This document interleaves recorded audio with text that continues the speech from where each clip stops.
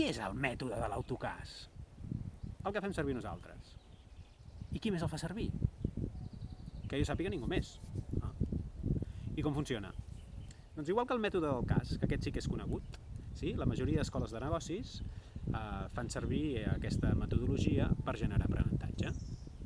I com funciona? Doncs entrenant a les persones a prendre decisions en un entorn segur, sí? A partir de casos reals d'empreses. Aleshores, tu llegeixes un cas on hi ha un repte i tu proposes una solució. Aquesta solució la comparteixes, l'afines, la discuteixes amb un grup reduït de companys i companyes i en aquest intercanvi es genera aprenentatge. I després passes a un grup gran on hi ha una persona que facilita un procés en el que tu vas incorporant una sistemàtica, una seqüència, uns melons que vas obrint a l'hora de prendre decisions. Bé, nosaltres, pels reptes personals i dels equips, fem servir una metodologia molt semblant a aquesta. Com funciona?